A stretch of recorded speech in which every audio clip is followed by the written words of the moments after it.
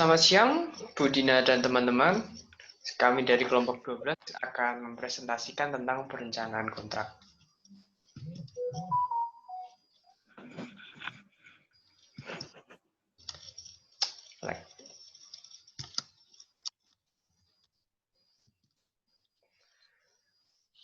Kami beranggotakan Ilhan, saya, Reson, dan juga Tias.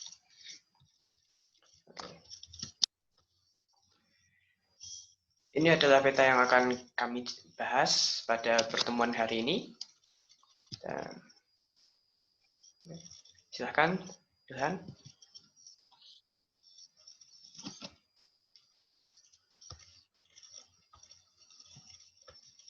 Hukum kontrak. Apa sih kontrak? Secara pengertian, hukum kontrak diatur dalam pasal 1313 KUHP yang menerangkan suatu persetujuan adalah perbuatan dengan mana seorang atau lebih mengikatkan diri terhadap satu orang lain atau lebih. Itu. Hukum kontrak sebenarnya adalah terjemahan dari bahasa Inggris, yaitu contract of law. Sedangkan dalam bahasa Belandanya disebut overeenkomstrecht. Ya. Hukum kontrak adalah sebagai aturan hukum yang berkaitan dengan pelaksanaan perjanjian atau persetujuan tertentu. Next.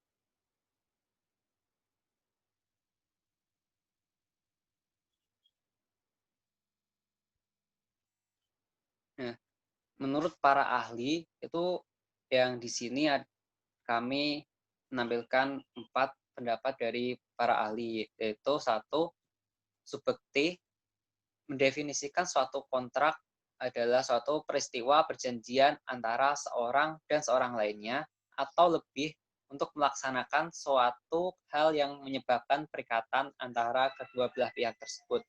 Kemudian ada Maryam Darus Bajrul Zaman, yaitu adalah perbuatan hukum yang menimbulkan suatu perikatan antara dua atau lebih yang dimana satu pihak berhak atas prestasi dan pihak lainnya wajib memenuhi prestasi. Kemudian ada dari Wiryono Projodikoro, kontrak merupakan suatu persetujuan secara hukum mengenai harta benda antara kedua pihak yang berjanji, di mana satu pihak berjanji untuk melakukan suatu hal atau tidak melakukan suatu hal, dan pihak lainnya memiliki hak untuk menuntut kontrak itu. Nah, kemudian ada Herlin Budiono, kontrak atau perjanjian adalah perbuatan hukum yang dimana orang yang terlibat dalam kontrak disebut pihak-pihak. Para pihak-pihak bertujuan untuk menimbulkan, mengubah, dan menghapus hak melalui proses hukum. Next.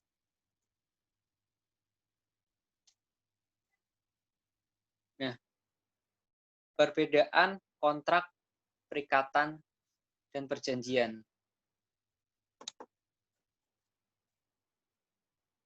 Perikatan dilahirkan karena perjanjian atau karena undang-undang pada pasal 1233 KUH Perdata. Nah, sedangkan perjanjian itu menimbulkan suatu perikatan. Perikatan tersebut akhirnya disebut dengan kontrak apabila memberikan konsekuensi hukum yang terkait dengan kekayaan.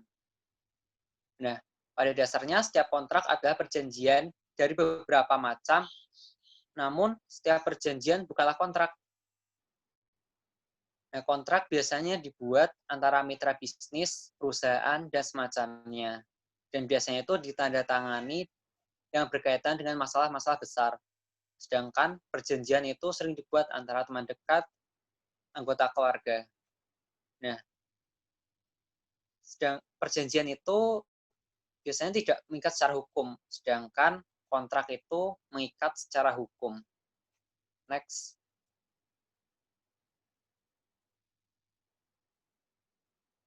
Fungsi kontrak. Ada 2 fungsi utama, yaitu fungsi yuridis dan fungsi ekonomi. Next. Yang pertama itu fungsi yuridis, yaitu adalah fungsi di mana kontrak adalah dapat memberikan kepastian bagi para pihak. Kemudian ada fungsi ekonomi, yaitu adalah fungsi yang menggerakkan hak milik atau sumber daya dari nilai penggunaan yang lebih rendah menjadi nilai penggunaan yang lebih tinggi. Next.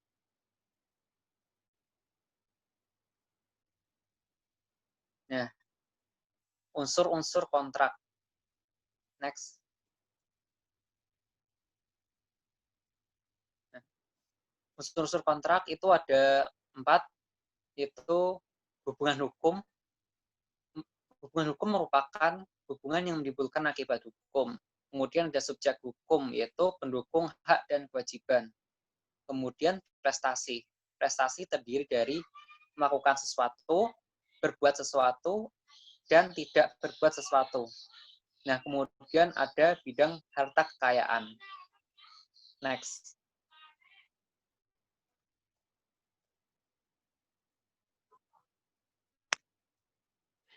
Syarat sah kontrak. Kemudian ada syarat sah kontrak, yaitu kesepakatan, kecakapan hal-hal tertentu, dan hal-hal tertentu yang halal ya, sebab yang halal. Yaitu kesepakatan adalah keiaan dari kedua belah pihak, yaitu kreditur dan debitur, secara tertulis maupun tidak tertulis. Kemudian ada kecakapan. Kecakapan yang dimaksud adalah pada pasal 1330 KUH Perdata. Kemudian hal tertentu adalah objek kontrak yang harus jelas dan ditentukan oleh para pihak. Kemudian sebab yang halal adalah isi kontrak yang tidak bertentangan dengan peraturan. Next.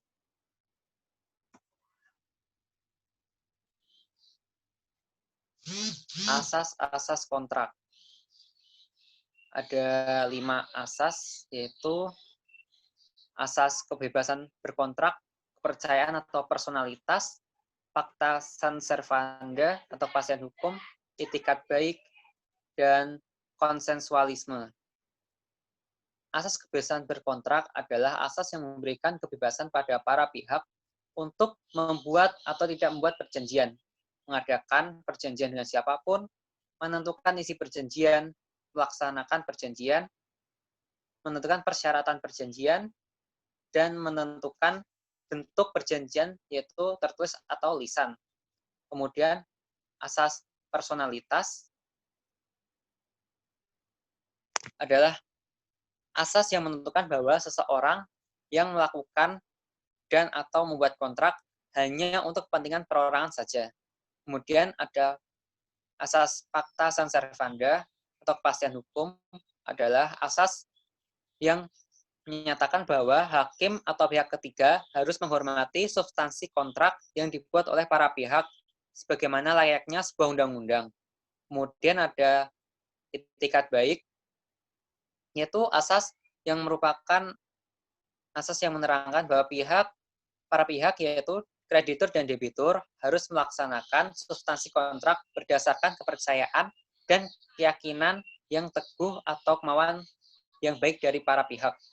Kemudian ada asas konsensualisme, yaitu adalah asas yang menyatakan bahwa perjanjian pada umumnya tidak diadakan secara formal, tetapi cukup dengan adanya kesepakatan antara kedua belah pihak, merupakan persesuaian antara kehendak dan pernyataan yang dibuat oleh kedua belah pihak. Next.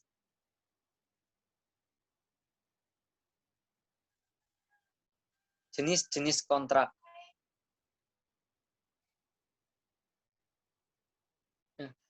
Menurut sumbernya, kontrak itu ada beberapa. Yang pertama, menurut sumber, yaitu dari hukum keluarga, yaitu ada hukum perkawinan, kemudian berdasarkan jenis kebendaan, dari kebendaan yaitu ada peralihan hak milik, kemudian berdasarkan perjanjian obligatoir, yaitu ada perjanjian yang menimbulkan kewajiban, kemudian perjanjian bersumber dari hukum acara yang disebut dengan Bewitch Sovereign Comes, kemudian ada perjanjian yang bersumber dari hukum publik. Next, Son.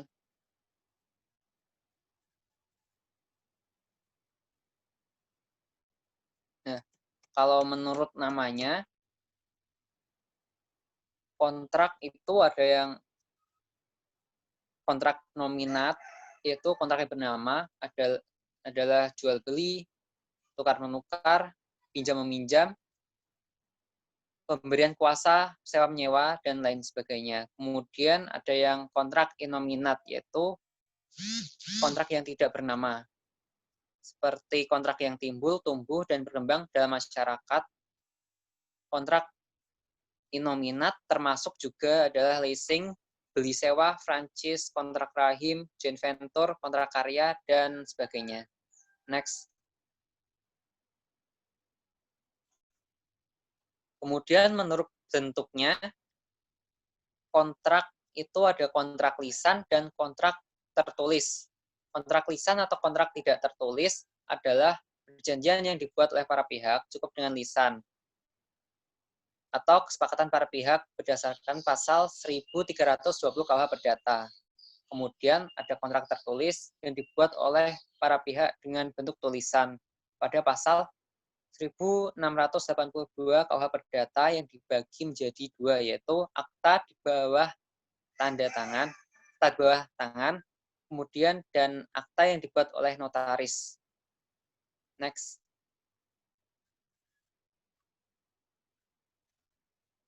Menurut sifatnya ada perjanjian kebendaan dan perjanjian obligatoir.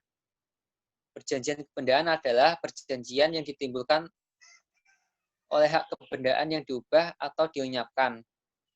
Kemudian pada perjanjian obligatoir ada perjanjian yang menimbulkan kewajiban dari para pihak. Next.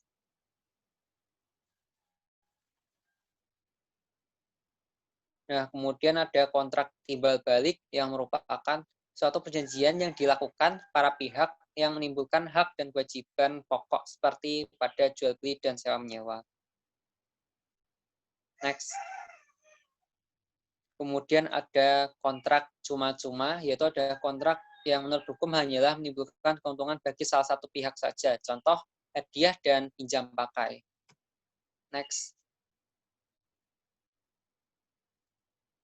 Kemudian ada kontrak alas hak, yaitu di samping menimbulkan prestasi, pihak yang satu senantiasa ada prestasi atau kontrak dari pihak lain yang menuntut hukum yang saling berkaitan. Contoh, A menjanjikan kepada B suatu jumlah tertentu. Jika B menyerahkan sebuah benda tertentu pula kepada A. Next.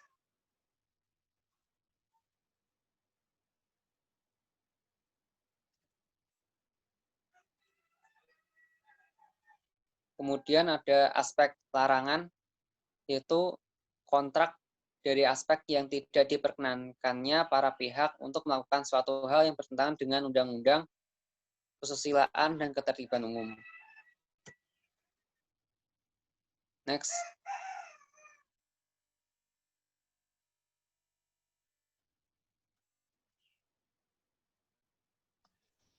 Baiklah, sekarang kita akan masuk ke prinsip perancangan kontrak. Prinsip perancangan kontrak itu pastikan setiap perancangan kontrak itu tentu harus memiliki prinsipnya. Nah, yang dimaksud prinsip-prinsip adalah perancangan kontrak yang merupakan dasar atau asas yang perlu diperhatikan di dalam kita merancang sebuah kontrak. Ada 10 prinsip, yaitu penggunaan istilah, prinsip kebebasan berkontrak, prinsip penawaran dan penerimaan, itikat baik, peralihan resiko, ganti rugi, keadaan darurat, alasan pemutusan, pilihan hukum, dan penyelesaian sengketa. Nah, selain prinsip tersebut, di dalam perancangan kontrak itu harus memperhatikan asas yang itu Beginselen der Contrastvrijheid atau Parti Autonomi dan Pacta sunt servanda. Beginselen der Contrastvrijheid atau Parti Autonomi itu adalah di mana para pihak bebas untuk menjanjikan apa yang mereka inginkan, dengan syarat tidak bertentangan dengan undang-undang, ketertiban hukum, dan kesusilaan. Langkah pertama yang mesti dilakukan oleh para pihak untuk menghindari ketidakjelasan maksud para pihak ialah dengan menjelaskan sejelas-jelasnya kepada mereka yang terlibat dan bertugas di dalam melakukan transaksi. Sementara itu, kewajiban pertama perancangan kontrak ialah mengomunikasikan kepada kliennya apakah yang telah dirumuskan tersebut sudah sesuai dengan keinginan kliennya atau belum. Nah, Pacta sunt servanda adalah asas dasar yang tadi sudah dijelaskan sebelumnya oleh Saudara Ilhan, merupakan dasar dalam hukum perdata dan hukum internasional. Pada dasarnya asas ini menyatakan bahwa perjanjian mengikat pihak-pihak yang melakukan perjanjian sehingga kewajiban-kewajiban yang diterapkan oleh perjanjian ini harus dilaksanakan dengan itikat baik. Lalu, pra penyusunan kontrak. Tahap pra perancangan merupakan tahap sebelum kontrak dirancang dan disusun. Sebelum kontrak disusun terdapat 4 yang harus diperhatikan oleh para pihak yang meliputi. Yang pertama adalah identifikasi para pihak. Tahap identifikasi merupakan tahap untuk menentukan dan menetapkan identitas para pihak yang mengadakan kontrak itu. Identitas para pihak harus jelas dan para pihak harus memiliki kewenangan hukum untuk membuat kontrak sebagaimana ditentukan pada pasal 1330 KUH Perdata. Selain itu, hal ini penting untuk mengetahui para pihak yang benar-benar mempunyai full power sebagai representatif dari suatu perusahaan yang bonafit atau tidak. Yang kedua adalah penelitian awal aspek terkait.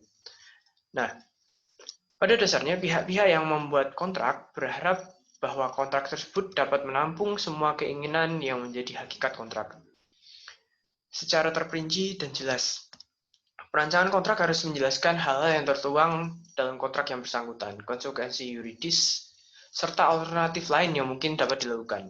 Dalam penelitian ini pula diteliti dalam beberapa aspek yang berkaitan dengan kondisi politik dalam negeri para pihak, sistem hukum, dampak sosial, dan aspek ekonomi. Hal ini perlu dilakukan agar pelaksanaan kontrak tersebut tidak banyak mendapat hambatan.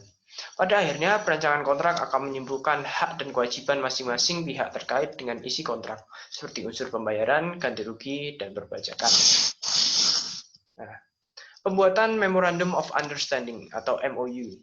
Pembuatan Memorandum of Understanding merupakan nota kesepahaman yang dibuat oleh para pihak sebelum kontrak itu dibuat secara terperinci. Memorandum of Understanding ini memuat berbagai kesepakatan para pihak dalam berbagai bidang, seperti di bidang investasi, pasar modal, pengembangan pendidikan, kesepakatan dalam bidang ekonomi, dan lain-lain. Untuk MOU ini dalam praktik dapat berbentuk nota kesepahaman, nota kesepakatan, perjanjian pendahuluan, dan lain sebagainya. Nah, yang keempat ialah perundingan atau negosiasi. Negosiasi mempunyai kedudukan dan peranan yang sangat penting dalam perancangan kontrak, karena tahap ini merupakan tahap untuk menentukan objek dan substansi kontrak yang dibuat oleh para pihak. Negosiasi ini memiliki dua corak, yaitu negosiasi dengan perundingan lunak dan negosiasi dengan perundingan keras. Negosiasi yang perundingan lunak banyak dilakukan di lingkungan keluarga, antara sahabat, dan sebagainya, yang bertujuan untuk membina hubungan baik. Kelebihan corak ini ialah cepat menghasilkan kesepakatan, namun mengandung risiko pula berupa pola menang kalah atau win-lose. Adapun negosiasi dengan perundingan keras sering menemui kebuntuan lantaran adanya tekanan dan ancaman, terutama pada situasi di mana perundingan keras saling bertemu. Sehingga yang paling efektif dalam bernegosiasi adalah dengan memadukan kedua corak itu, yaitu menganut asas win-win solution. Nah, tahap penyusunan kontrak. Nah, setelah melalui tahap pra dan perancangan kontrak, naskah kontrak yang telah ditandatangani oleh para pihak memasuki tahap pasca, tahap yang meliputi tahap pelaksanaan dan penafsiran serta penyelesaian sengketa. Tahap pelaksanaan. Setelah suatu kontrak selesai disusun dan ditandatangani oleh para pihak, barulah kontrak tersebut dapat dilaksanakan. Pelaksanaan kontrak ini harus sesuai dengan substansi-substansi yang telah disepakati dalam isi kontrak. Karena sebagaimana disebut pada pasal 1338 ayat 1 KUH Perdata, bahwa setiap perjanjian yang dibuat sah berlaku sebagai undang-undang bagi para pembuatnya. Nah, yang kedua ialah penafsiran. Pada dasarnya, suatu kontrak atau suatu perjanjian yang dibuat oleh para pihak haruslah dapat dimengerti dan dipahami isinya. Akan tetapi pada kenyataannya, banyak kontrak yang isinya membingungkan bagi para pihak. Penafsiran kontrak dilakukan apabila dalam kontrak yang telah disepakati maupun dalam pengimplementasiannya, kontrak terdapat kata-kata atau kalimat yang membingungkan, sehingga menimbulkan hambatan untuk mewujudkan maksud dan tujuan dari pihak. Penafsiran dalam kontrak diatur dalam pasal 1342 sampai dengan pasal 1351 KUH Perdata. Dalam pasal 1342 KUH Perdata disebutkan bahwa apabila suatu kontrak memiliki kata-kata yang jelas, maka tidak diperkenankan untuk menyimpang daripadanya dengan jalan penafsiran. Barulah apabila kata-kata tidak jelas dapat dilakukan penafsiran terhadap isi kontrak dengan memperhatikan beberapa aspek, yang diantaranya ialah jika kata-kata dalam kontrak memberikan berbagai macam penafsiran, maka harus menyelidiki maksud para pihak yang membuat perjanjian.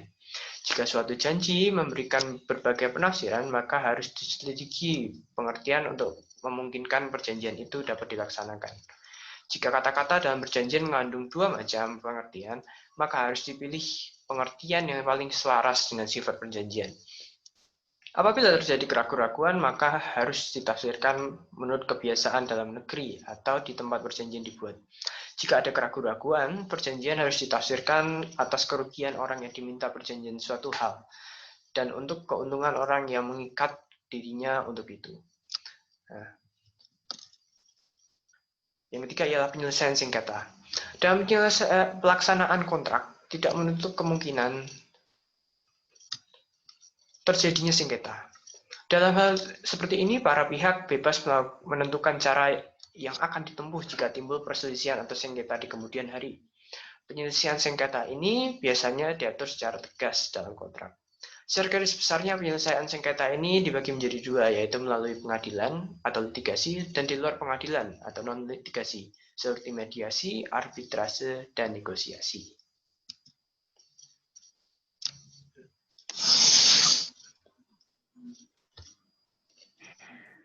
Baik, yang selanjutnya adalah struktur penyusunan kontrak. Jadi, struktur kontrak adalah susunan yang akan dirancang. Jadi, suatu kontrak itu terdiri dari apa saja. Sedangkan anatomi kontrak merupakan tata letak hubungan antar bagian. Jadi, antar bagian itu hubungannya apa saja, seperti itu. Nah, biasanya kontrak yang sederhana itu tidak banyak dicantumkan hal-hal dalam bagian pendahuluan ataupun penutupnya. Namun, biasanya pada bagian isi itu mengatur tentang hal-hal yang dikehendaki oleh pihak-pihak yang membuat kontrak, seperti unsur esensialia maupun unsur aksidentalia. Dalam suatu kontrak itu terdapat beberapa syarat. Next. Nah, berikut adalah struktur kontrak. Yang pertama ada pendahuluan. Jadi pendahuluan itu terdiri dari subbagian pembuka atau description of the instruments, terdiri juga dari sub pencantuman identitas para pihak atau caption, dan subbagian penjelasan. Yang selanjutnya ada pada bagian isi. Nah, isi ini terdiri dari klausul definisi atau definition, klausul transaksi atau operative language, klausul spesifik, dan klausul ketentuan umum. Berlanjut pada bagian terakhir, yaitu pada bagian penutup, yang terdiri dari subbagian kata penutup atau closing, subbagian ruang penempatan tanda tangan, lampiran, dan status lampiran, isi lampiran. Yang selanjutnya, ada akibat hukum suatu kontrak.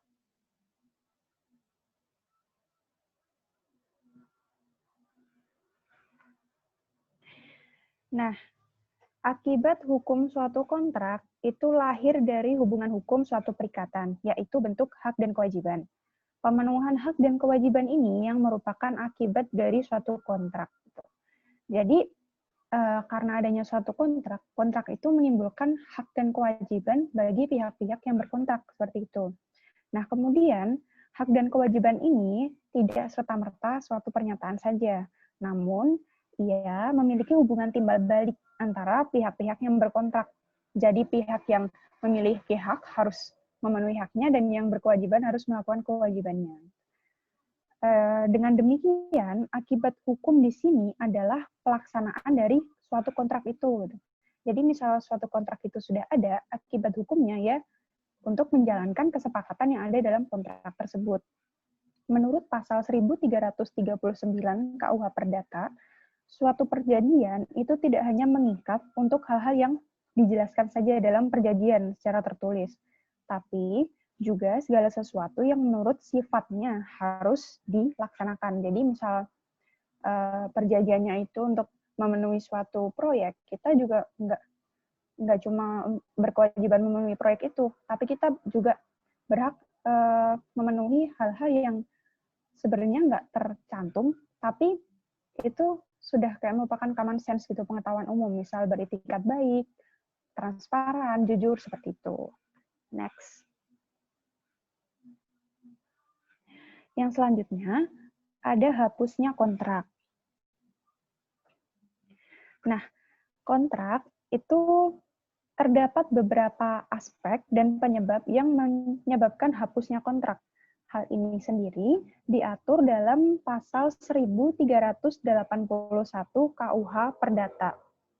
Ada beberapa, yaitu 10 poin di sini. Yang pertama ada pembayaran. Suatu kontrak hapus karena pembayaran atau pemenuhan kewajiban. Yang kedua, ada penawaran pembiayaan tunai diikuti dengan penyimpanan atau penitipan. Yang ketiga, ada pembaharuan hutang atau novasi. Jadi mungkin ketentuan di dalamnya mengalami revisi. Yang keempat, ada perjumpaan utang atau kompensasi. Seperti halnya yang kita kenal secara umum kompensasi.